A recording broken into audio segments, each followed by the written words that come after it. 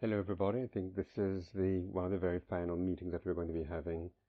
And I'm glad that we have a small group of people to do the presentations. I know some of you have expressed your inability to attend today, but we should at least continue. Who would like to go first with the presentations of what has happened over the last 2 weeks? Okay, Jai, please go ahead. Hi everyone. I'm done with my GSoC project and I'll quickly show you the final outcome and seamless integration of app and web, which we haven't seen yet. So I'll quickly share my screen. This is the plugin store as usual, and this is our mobile app. And right now I have three plugins. All of three are active and in mobile also. So we can firstly see the summarizing one. So I had a post here which has some good content about web development. So I can use summarize here and it generates the summary of the content, same web development thing which is mentioned above. And we have other too, we can use it anywhere we want summaries. And then we'll have our Razorpay plugin. So this is a new menu added here. So for now, it only has plugins, but we have planned to take the profile section and put it here like we do have in all the apps. We can have account sections, we then have a plugin section and a support section. So for plugins, like we had in web, they can extend here. So in app, it is like they can extend here instead of any other place, and or they can inject new widgets in the already existing widgets. So we then have a Razorpay. I've already configured Razorpay in web, so I can directly use it. But in mobile emulator, Razorpay won't work because it would crash eventually when we'll open the web view thing. But it works on real devices. I connected an Android phone and had screen recording and already shared it in group. So, but still we can. I'll show you how it would work. Okay, now it is like taking it. It has some rate limit, and I've already tried few times. But we'll see here. So that would crash as I told you, but we must see an order created. Okay, so we have this 345. I just entered there. So order is created, and when we have a real device, this problem does not come in real devices because the emulator does not support the web view. So I've already shared the screen recording of a real device. Also, we can make a transaction from. Meanwhile, I'll restart the device too. Yeah, I can go make a donation from here. It might again start to throw the rate limit errors. Okay, it is working fine now. This is something with the test API, but Razorpay, like the original API would work this. So I just made a 23 rupees transaction. So we should also see that in our mobile. This is the North Foundation. So I'll go to transactions, and this is the 23 rupees transaction we just made from the web.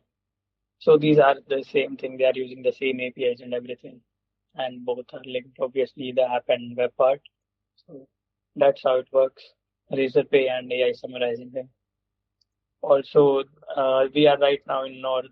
This North transaction. If we go to the South, go to transaction, we won't see it because they have their organization scopes and the data is like perfectly segregated with the users and organizations, everything. All with the plugin functionalities itself. There is nothing in Talava admin rep or Talava API or Talava app related to Razorpay or the summarizing thing. Everything is in the plugin repo itself. So they can install it as we have already seen with the zip files and all. And for mobile, they'll have to pre-bundle and all the instructions for pre-bundling to add them to the bundle is already available here in the Lava docs. We can go to plugin guide. Okay, so we have it here. Okay, working fine. It's we can directly set in MD. It is not opening in my. I don't know what is the problem. Maybe my internet. We have this. We have this part installing mobile plugins pre-bundle. So we'll get the plugins extract to mobile repo installed. So all the steps are mentioned here, but I'll also give a quick overview right here. So we'll go to the plugin and available. I've placed these three plugins here, files extracted, and I just need to import them here, add here, and we have a script to get the dependencies. So it will get the dependencies and they'll be up and running. So that's it.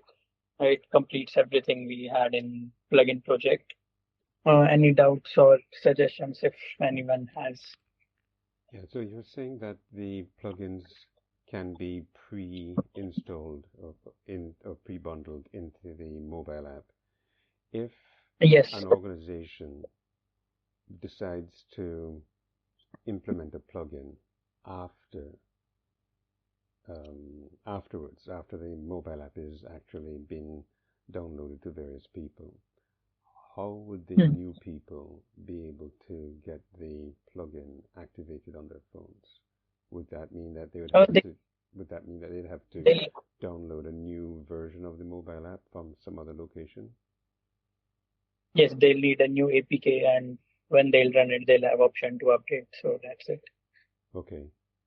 So that would mean that if we were going to have the app on an app store, it would just be the default application, and then we'd have to get people to spin their own APKs for each individual purpose. Okay, Yes, but we can also pre-bundle popular plugins or most of them, like right. 30 plugins. They aren't a lot because unless they are activated, they doesn't contribute to them, and they does not have any load on application, right? They are just sitting there files. It will be some few MBs of bundle size, and they'll get a lot of functionalities. So when they upload on the web and activate them, so they'll be available right away. And if they have some like very unique requirement about a specific plugin, so they'll have to push a new APK. They'll have to get their new APK from our Okay. repo. So that is going to mean that we'd have to, if we were to do that, we'd have to modify our GitHub Actions as a part of the APK creation, right? No, in our GitHub also we won't have the plugins in the app, right? They'll have to build themselves. No, what I was saying is that if we were to have certain standard plugins, then we would Hmm. have to make that a part of the GitHub action when creating the APK at the end of each new successful pull request creation.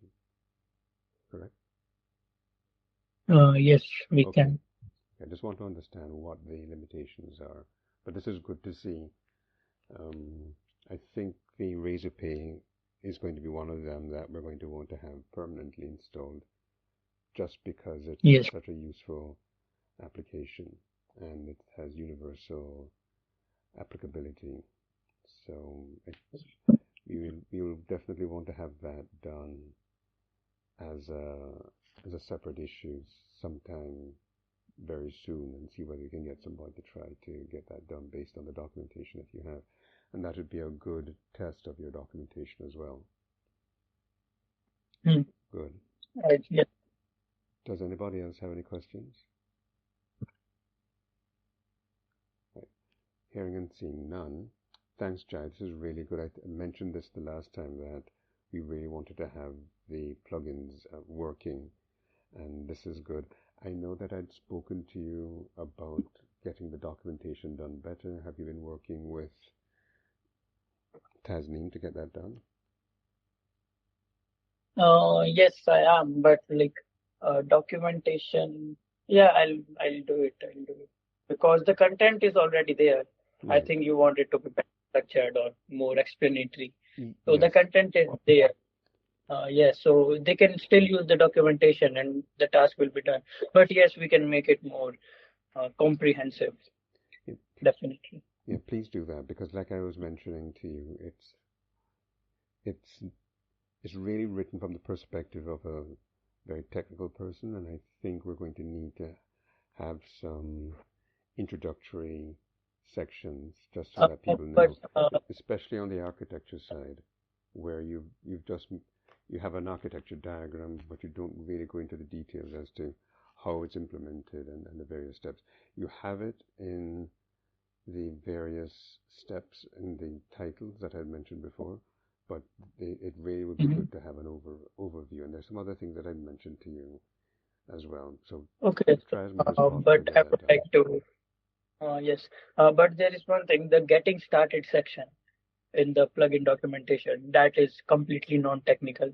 So Okay. like anyone who have zero knowledge about tech, it would give a complete information about how plugins are working and all the technical things. The first line of code starts from the developer resources. So I have already segregated them for the non-tech person. So if you go to developer resources, that would be kind of involving code and for technical person only. So non-technical person would not get that, but that is what developer resources are for, right? Okay. So getting started is already for non-technical. It does not have anything related to code. All right. Well, like I said, please work with your mentor for that because it would be really good for us as well. Okay. Sure, I'll Thank you. Who's thank next? you. Manish, go ahead, please. Hello everyone, I'm also done with my project. Like I have implemented the notification system. I have also completed with the chat system, but there is a catch. Currently, our chat system is kind of inefficient because we are relying on only one subscription topic for all the events, which is inefficient because before I started working, Satyam was working on the Flutter application. We configured the Flutter application according to the availability of the codes. But after I started working, I had some other configuration in my mind, but cannot really implemented those. I have done the minimal of the works that will work for the MVP right now, but at scale we have to rethink of all the things we have done because we have to separate. I have also raised a PR regarding the separation of subscription topics in the backend, but that is a draft PR because we really need to configure our Flutter application. After that, we can merge the backend PR and the event invitation through the mail. I have also completed with those things, and currently I'm writing the documentation on my whole project. Are you working with Satyam to do the integration that you'd mentioned before? Yeah, like Satyam is done with his project, and he told me that he will back on December because he has some placement things going on in Okay. his university. So if we will merge my PR, I have two PRs regarding the charge system. One is merged already, I think, and another I opened yesterday or a day before yesterday. So problem is if we'll merge that PR, that will break our Flutter application. Okay. So that's a draft PR that will be for the reference, and I will open the issues in the Flutter application. If someone had to take up, he can take and just work on them.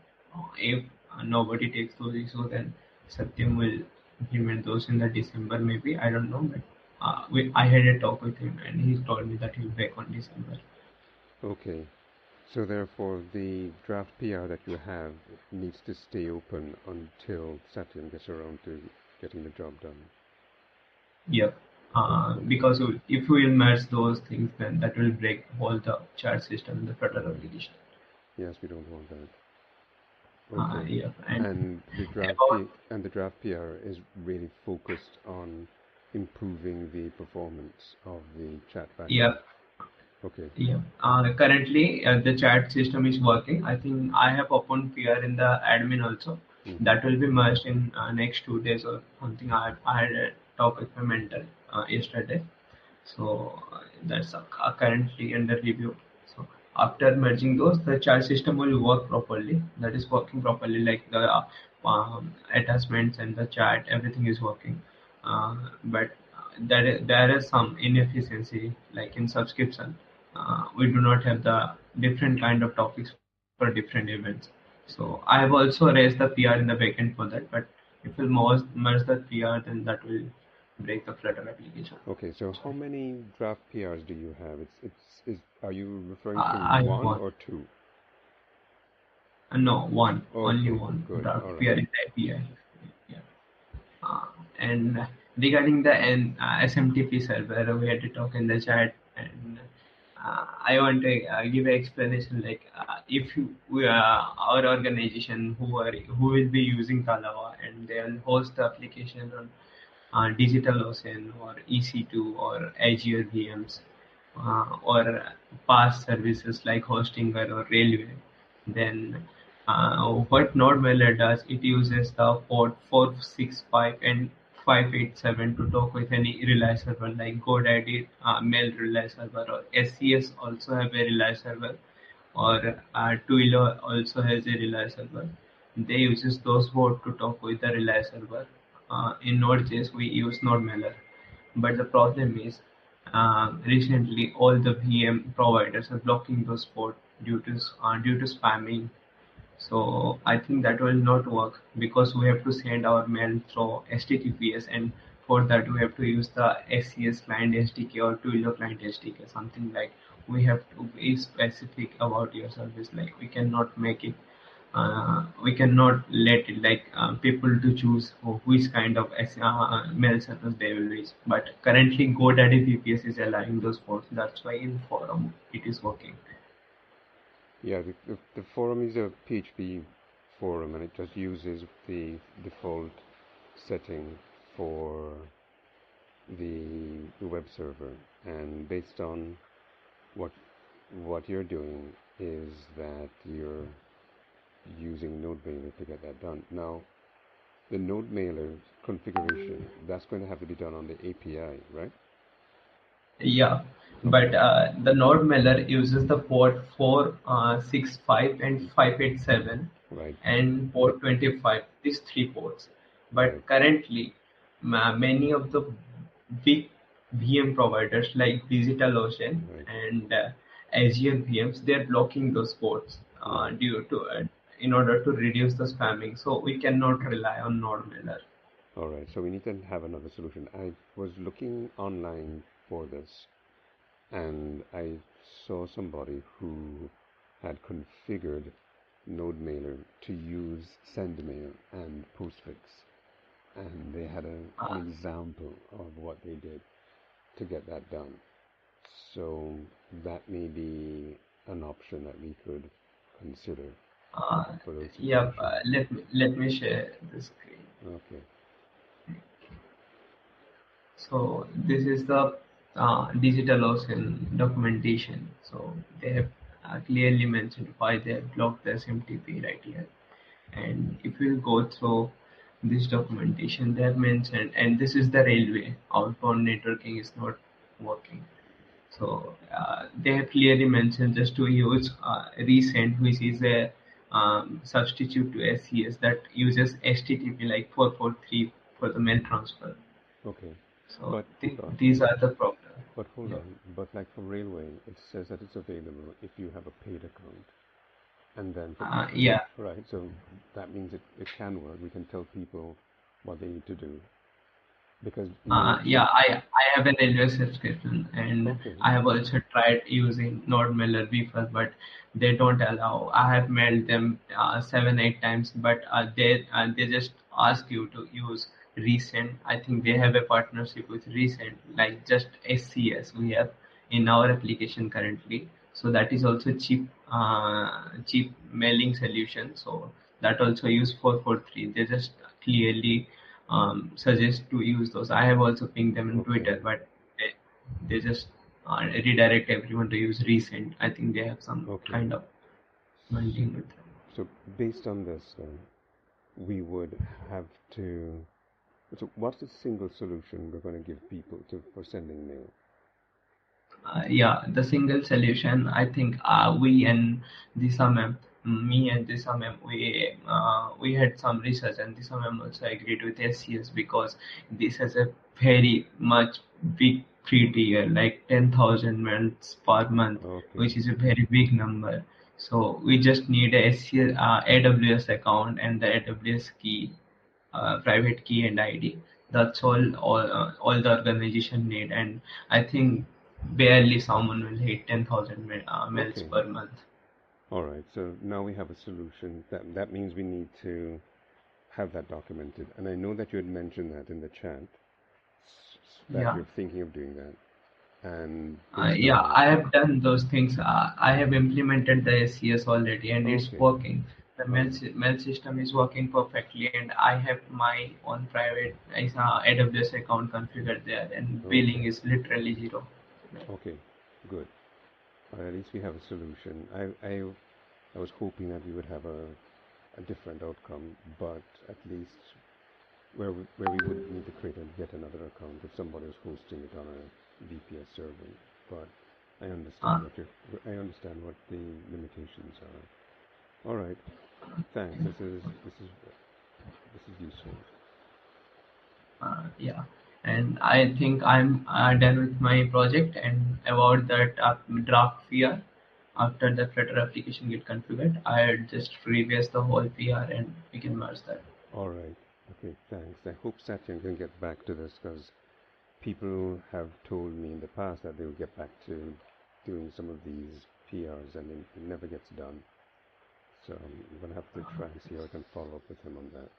And similarly with the draft PRs. So I'll be in contact with him after this call to make sure that we get that done. So that's going to be really important for us. Thanks, Manish. This is good to see.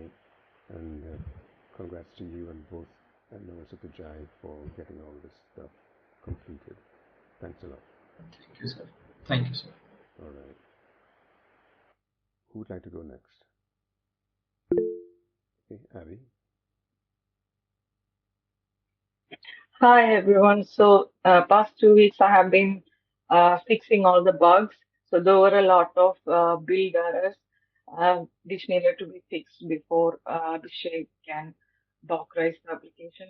So now that's done, and I also added some tests and other UI bug fixes as well. I can share the uh, most updated UI if Okay. you want. Yes, go ahead.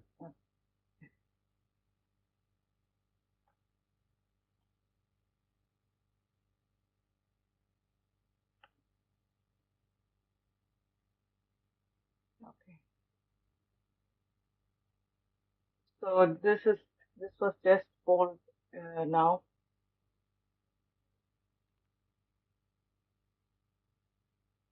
I think my server crashed.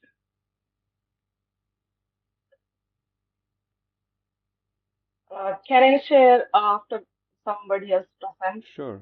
All right. I have some WSL issues here. Okay. Okay. All right. Okay, Divyanshu, go ahead, please. Okay, so I have completed my project. I've implemented recurring events and associated the action items with recurring events and volunteers in the user portal and admin portal. Both of them are also integrated with recurring events. And I have created the documentation for whole project, but haven't pushed it on website yet. But it's ready. Uh, so yeah, that's it. Okay, good. Yeah, we really need to get this feature implemented, and I'm hoping that we can start thinking about having the Tallow application working in a production environment very soon. And this is really going to be good. Okay, Abby, once again. Okay, all present.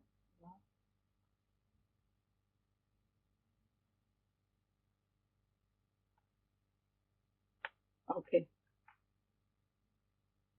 So this will change according to the zone, Okay, and we have an all option here. It's the same as this one because it's all the devices we have.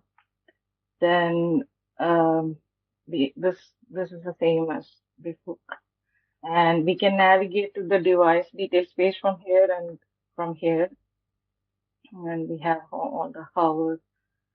Um, so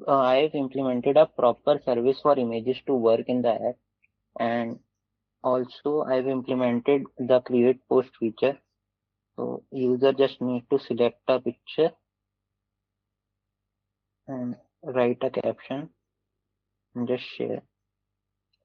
So as I mentioned earlier, so Minayo is now running on HTTPS while it doesn't support HTTPS. So we may have to shift Minayo from HTTPS to HTTP to work the image upload feature, Okay. and the feature will be completed. Also, I have implemented image caching system. I don't know why. I think someone just a PR get merged, so that's why the backend got break. So if Okay. I close the app and rerun the app, the images are cached.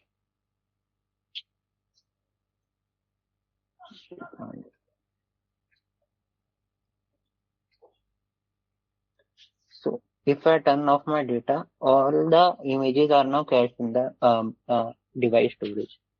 Okay. So it will be a good user experience to see images if the user is on like a remote area or something else.